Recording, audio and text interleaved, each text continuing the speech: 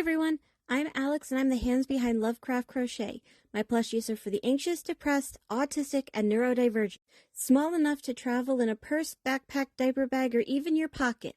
You can check out my Facebook page or TikTok to see what patterns are available and stay tuned for the new ones coming out. I also make hats, scarves, blankets, and dice bags for the tabletop gamer or dice goblin in your life. Feel free to order through the page, TikTok DMs, or via email at love.craft.crochet@gmail.com. Now, on to the segment. Due to the graphic and disturbing nature of the crimes discussed, listener discretion is advised. Retrostatic Radio presents Killing 15 Minutes. Hello and welcome to Killing 15 Minutes, where you get your true crime fix in 15 minutes or less, or your podcast is free. I'm your writer, Sam Rossi, and shortly I'll be handing over a rough draft of a script to my brother, AJ, who hasn't read it, who's most likely has no idea what we're talking about. This should be fun. Good luck, bro. For this part of our 2-year anniversary episode, AJ decided that we needed to be raw and unedited, and you can see that I do a great job to usually get him on focus, but this one he actually was super hyper focused on, guys, and I'm going to let him go. The only editing done was taking out the long pauses. Thank you and enjoy. Thanks, Sam, and thank you for another 2 years. Rather, our 2 years, as we continue our Unabomber story. Escapade. The escapade of the Unabomber. Well, technically, last time, we just finished the escapades of the Unabomber. Yes. In which he tried to blow a lot more people up than what actually doesn't get blown up.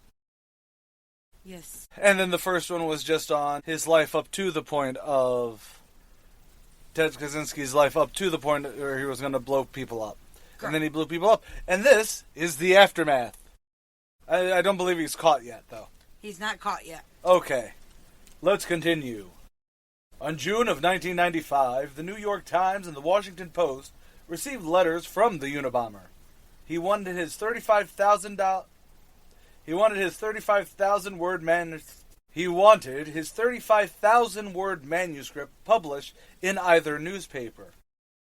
He called himself FC and wrote that if the essay was not published, he would send a bomb to an undisclosed location with intent to kill. So, what he's saying is that all those times that he failed to kill was not an intent? Yeah. Or that the other previous times were not undisclosed locations? What the hell does... I keep blowing up random things. They're not random in my mind, but they're random to everyone else. So if you don't do this, I will send a bomb to an undisclosed location and fail to kill someone else. I got nothing. I got something. The dude should have stayed in the woods. There was controversy over publishing the manifesto, basically giving in to a terrorist. Attorney General Janet Reno, wow, there's a name I haven't heard in a long time, and FBI Director Louis Frey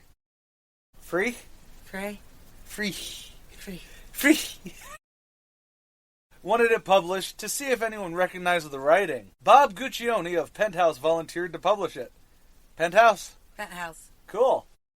Ted replied that Penthouse was a less respectable publication than the Post or Times, and to increase our chances of getting our stuff published in some respectable periodical. If Penthouse published a manuscript, Ted would plant one bomb intent to kill. Yes, we get it, Ted. You have one shtick. Oh my gosh, the Mad Bomber might madly bomb somewhere if we don't do what he says. I'm sorry, but I'm going to tell you all a secret. If your entire shtick is madly bombing places, I'm going to madly bomb, is not actually a threat. Nope. See, unlike where the Zodiac was like, instead of killing one person at a time or failing to kill two and all that, I'm going to blow up a school bus. See, there's an escalation of, oh my God, we know he has killed one or two other people. This would actually break it. This is him upping it. But if you already start at, I'm madly going to blow shit up, escalation would be really hard to do. Maybe if you went, I'll bomb many places at once, there's an escalation for you. So here's spoilers. Please don't commit crimes. But if you're going to, remember, negotiation means you cannot start at the top. If you've already killed I've already killed 500 hookers in one night. You can't turn around and go, well, I'm going to kill one more. I'll continue killing. Okay, so you're going to stop if we publish this. Well, no. I'm still going to kill people indiscriminately. But now you've helped me. It's like, it's one of those stupid things where it's like, I understand where they're coming from, do this or else I'll do this. But you've already been doing that. It's the spousal abuse going, I will hit you. Bitch, you've been hitting me. On September 19th, with corrections on September 22nd, 1995, the Washington Post published Industrial Society and Its Future. Boy, that sounds like a page-turner. The essay was typed using a manual typewriter.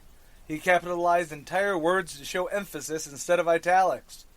My God, he made a Reddit post. Yeah. Sam's pretty sure you can't use italics on a typewriter. She could be wrong. You could, in fact, use italics on a typewriter. However, depending on the typewriter, it would actually shift the paper. Okay. However, other ones actually had on the line, on the typing line, the capital, the normal, the lowercase, and then an italicized. And it is really depends on the make and model. Okay. Because some would actually, for bold, they would actually just strike the thing twice. As in you wanted a bold T, you'd hit T twice. In success, you'd take it back one doof. And it was... Typewriting is fascinating. Okay, yes, I understand that. In theory. In theory. In practice, you have to be a nerd like me to be like, look, typewriters are really fucking cool. He used we, or FC, though no evidence showed that Ted was working with anyone else.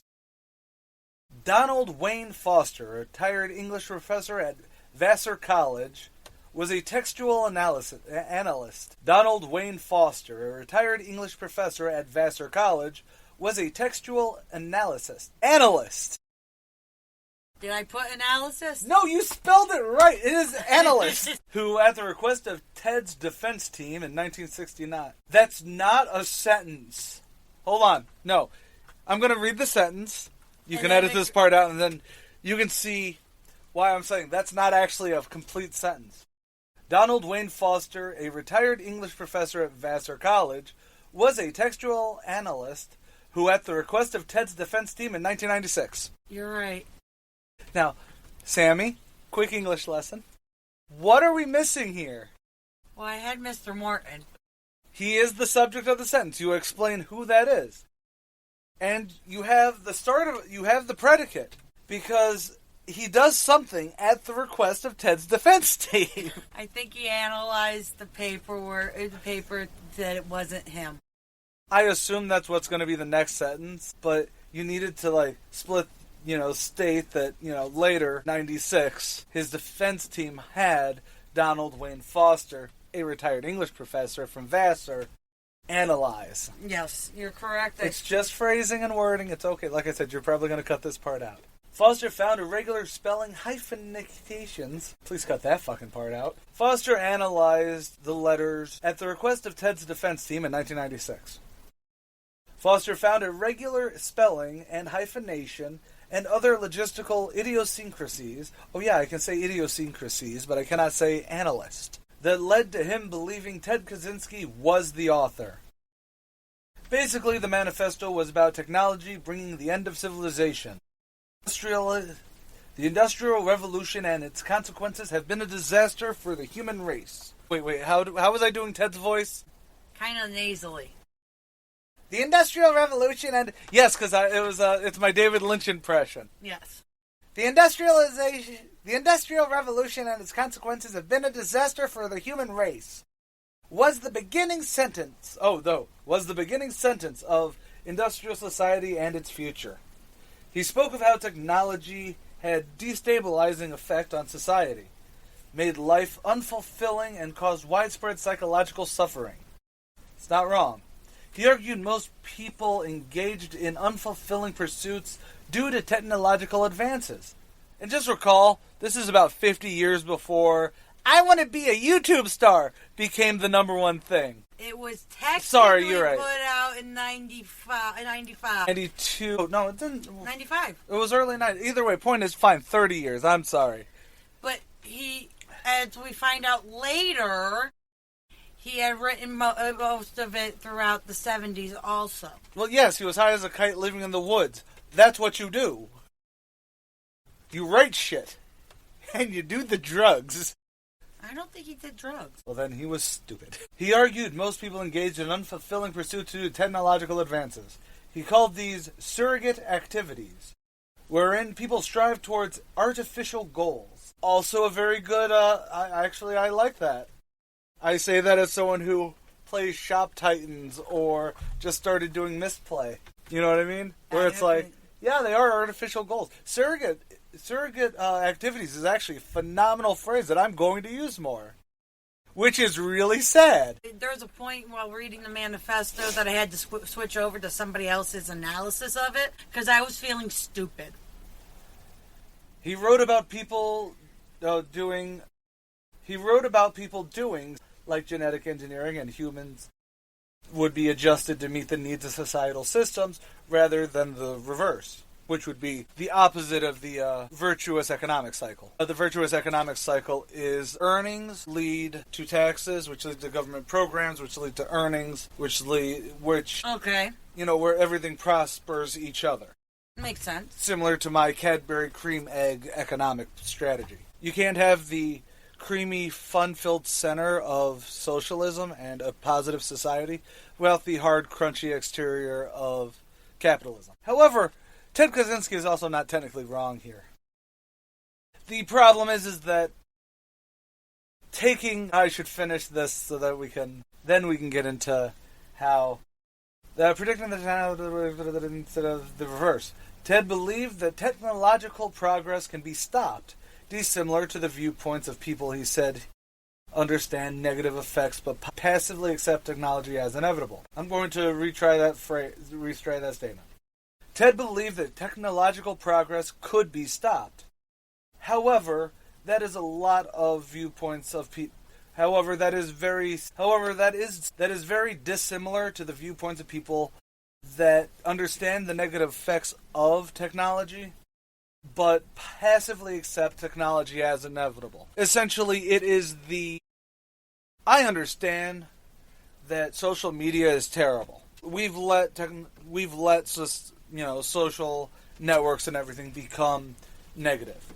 Partially with capitalism, partially with a poor societal brain rot that is, let's troll people online.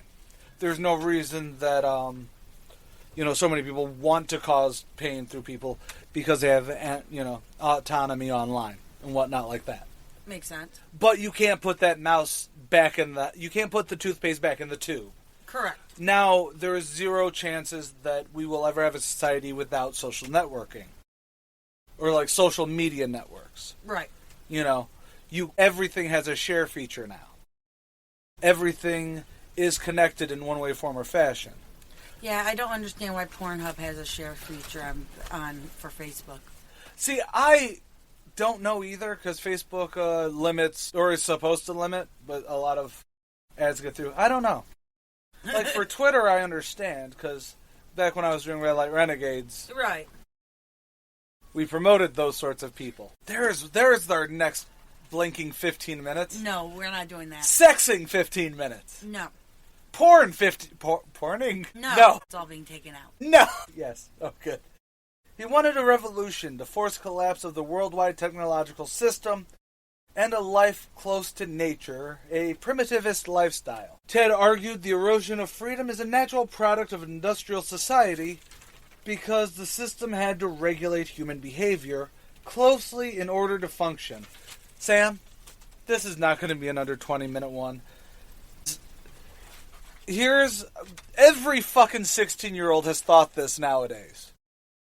And this is what actually kind of pisses me off about reading this now that I'm 35 and I went through this fucking age. It's like learning about H.P. Lovecraft and how he was actually the first fucking flame jack. He was the first fucking shit poster when it came to, there was this fan magazine, because back in, early parts of the 20th century, not the latter parts, you had a lot more fan magazines. And a lot more people wrote in. And it's actually very similar to how message boards work now, right, except in a longer format. Because, you can send a 5-page fucking flame thing.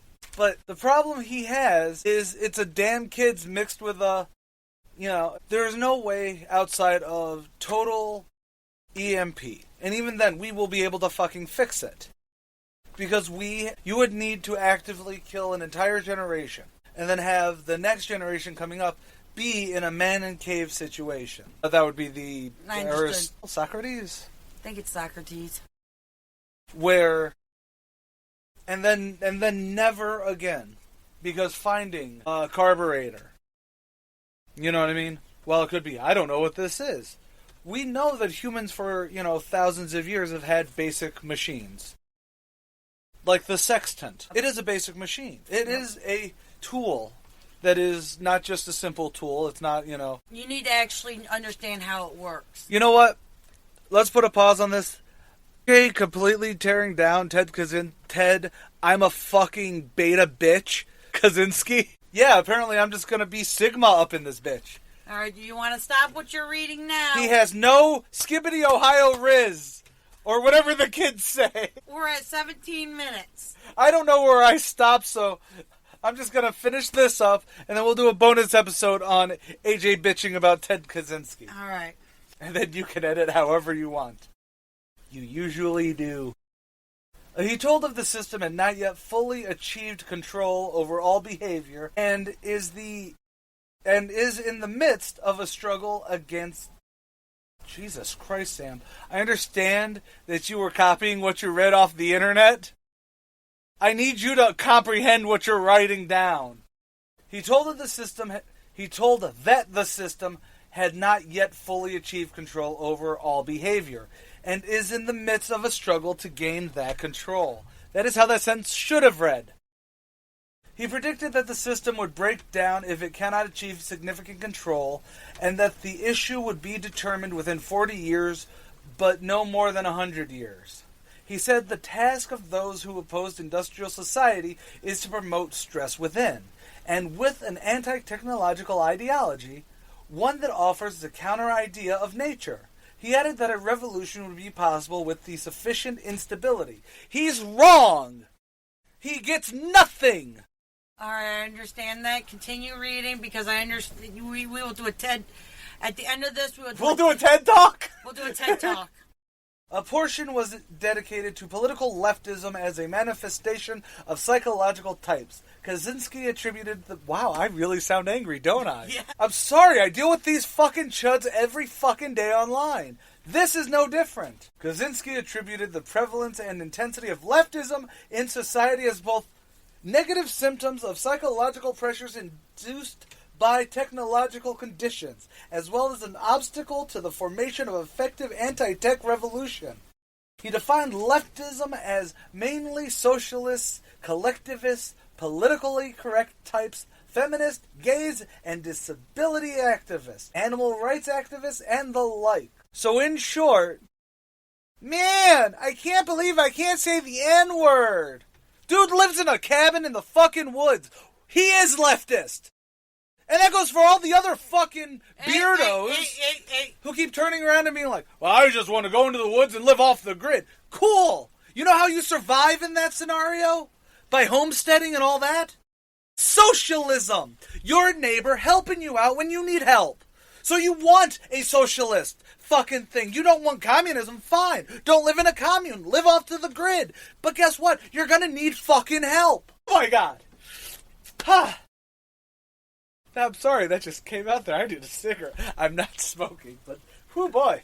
He believed over... I'm just gonna ignore my rant. He believed over-socialization and inferiority are primarily drivers of leftism. You know what else is a primary driver of inferiority? Planting 60 bombs and, killing 6 people. You suck, Ted! God, he's dead. What's he gonna do? Send a bomb that won't fucking work? I feel so sorry for the victims of the people who actually died under Ted Kaczynski. It was a fluke. They shouldn't have died. That was dark. That was real dark. Good thing I ever edited some of this shit out. He believed over socialization and further are primary drivers of leftism and ridiculed it as one of the most widespread manifestations of the craziness of our world. You know what another random craziness of our world is? Ted Kaczynski? Sending bombs to people who aren't even in the, listen, sending a bomb to the version of Elon Musk. If you're anti-tech, that makes sense, even though he's only a hedge fund investor, so it actually isn't going to break the bank. Right. Tesla would still exist. SpaceX would still exist. All these would still exist without the shitheel. Okay? Sending a bomb to your fucking manager at Radio Shack? That's not going to destabilize the tech world, man. Fuck. Ted said leftism is the long run. Ted says, leftism in the long run inconsistent with wild nature, with human freedoms, and with the elimination of modern technology. In ecofascism, an aberrant branch of leftism, Ted wrote, oh, I'm sorry. Am I supposed to be doing this voice? You have that in quotes now, too. The true anti-tech movement rejects every form of racism. Cool! He's leftist! Or ethnocentrism. This has nothing to do with the tolerance, diversity, pluralism, multiculturalism, equality, or social justice. The rejection of racism and ethnocentrism is purely and simply a cardinal point of strategy. So he's a moron. In a 1998 New York Times op-ed, James Wilson wrote, if it is work of a madman, then the writings of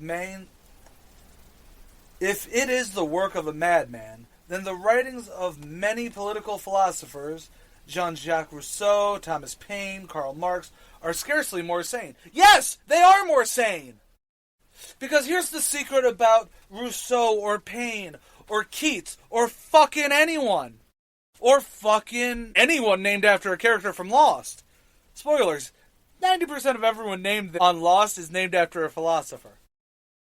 That makes sense. John Locke is named after John Locke. Anyways, the point is that the thing that is different about a paper, like a manifesto, and the many works of philosophers, is that many of them, especially if we're looking at Greek philosophers, because Karl Marx did not come up with it himself. Just like Ted Kaczynski didn't come up with most of his stuff by himself. He heard some really cool phrases, decided that was his life. You know how we know? Because this dude would listen to Joe Rogan podcast and go, that's my political view! Okay, have we hit the end of this episode yet? Sorry, I have 2 more sentences and then you can cut me off. The Unabomber does not socialization, technology, leftist political causes. You left out a word there. What is the word, Sam? The Unabomber does not socialization, technology, leftist political causes, or conservative attitudes. Apart from his call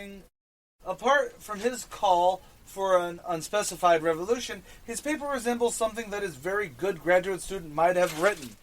Okay, there, I'm done with that. No, it is not a goodly written book or a manifesto. I have read the manifesto. I read it when I was 16, because, this guy's a Luddite like me. I guess I'll fucking agree with him. I read the fucking thing. It is a rambling mess. And I knew it was a rambling mess at 16. Okay? And no, whoever, fucking John Wilson or whatever, Luke Wilson, whoever the fuck wrote the thing. Wow. Okay? Saying, this isn't, yes, it is a conservative talk piece. He literally turns around and goes, leftism's bad. But I'm actually going to agree with everything that is leftist. You know, a call for fucking... This is why I never wanted us to cover the Unabomber. I even told you that. In fact, I believe it's in one of our previous episodes that it would just turn into me calling him a fucking moron. And now you've added someone else into this, because no, this isn't philosophically sound. It isn't as sane as Karl Marx taking works of Aristotle and Plato and filtering it through his own Russian brain into not communism, but a basic understanding that workers should be more in charge of their lives than the people who give out the money. Because the workers should seize the means of production. Does that mean that we need managers? Absolutely. We do need middle management. Because you do need one person to be like, okay, you're over there, you're over there. You need one person to help focus. You need a focusing point. However, that does not mean that you need a CEO that makes $60 billion. Why? Why did he make 60? Well, because he was born into fucking wealth. You don't need $60 billion, period. Okay? At no point in anyone's life, because it's not even money that's theirs. It's always loaned money. The point is, just to wrap this up, because we will do a fucking full breakdown of just the manifesto, which was kind of this episode. Okay? But no, Ted Kaczynski, while he may want an he wants an anti-left fucking revolution or whatever the fuck, he didn't put the bombs anywhere that would actually cause a destabilization. Except for individual lives. Okay? What was it gonna do in a fucking plane? Unless it was in the delivery hold. I don't believe... Was it gonna be delivered across country? Fair enough. Did he blow up Wall Street? No. There's all the money. Did he... Especially if you're mechanically smart. It's very easy for someone who is mechanically inclined to see how society works in the way it works. A to B, B to B, A to B, B to C, C to, oh shit, I need to turn the page. Why the fuck is it in Spanish? You're not wrong at all with that acknowledgement, that analogy. Okay? Whereas someone on a societal level would see it as A takes from B, B takes from C, But in our system, even in the 90s, it wasn't even close to that level where we had so many issues. Because, yes, mom and pop shops started falling in the 90s, pretty much being killed in the measliest ways by Amazon because now there's no excuse to go down to your local thrift shop to see if you could find the cutest new thing when you can just Amazon it. Okay? Okay. Short answer, yes, you in the front. 1 minute. What about 1 minute? 1 minute and you're done. So anyways, I've always liked Jess and Luke's relationship in Gilmore Girls much more because it felt more real, whereas every time even Rory talked to any guy, it always felt fake. And I don't mean that Alexis Bledel is a bad actress at all, because she's not. But the writing style for how Rory's life was supposed to be, it works for her and Lauren Graham talking. It works for the Gilmore Girls talking to each other. But anytime they tried bringing that to something like her talking with Dean, as much as I love Jared Padalecki, there's chemistry there, but it's not chemistry, they're really good acting next to each other. Okay. Now you're done. Whereas I really like Suki and, I can't remember the actor who played Jackson. I like Melissa McCarthy. I hate her in every fucking other thing I've seen her in aside from Gilmore Girls. I've never liked her as a lead actress. And it's not her fault. I like her, and she's funny, but she always seems to take bad roles. She takes after Samuel in the we don't turn down a paycheck. No, that's not even close, because Samuel makes roles amazing. Even in the worst fucking movies he's ever been in, Samuel has the riz, as the kids would say, to make every role. It's like Nicolas Cage. Nicolas Cage has never been in a bad role. Because Nicolas Cage. But that does not mean he hasn't been in bad movies. The Wicker Man, terrible fucking movie. Anyway, but how did it get burned? How did it get burned? Or God, not the breeze! Close out on Ted Kaczynski's manifesto. That closes us out perfectly, sister. I'm AJ Carey. I'm Sam Rossi. Later, y'all. Killing 15 Minutes is hosted by Arthur Carey, with scripts written and researched by Sam Rossi. If you like this episode or want to stay updated on this series, consider following Killing 15 Minutes on Patreon or Retrostatic Radio on all major social media platforms. Good night and God bless. You're watching Retrostatic Radio. Wheel of Random is turn, turn, turn. Tell us the 15 minutes we shall learn. I'm Sam Rossi, writer and co-host of Randomly 15 Minutes, where the wheel of randomness gives me the topic and I write about it. I'm Megan Klodnicki, and I'm the host of Randomly 15 Minutes. I cold read what Sam writes and learn in real time about a random topic. You can find us on all major podcast platforms and YouTube. Follow us on Facebook at Randomly 15 Minutes to get more random facts.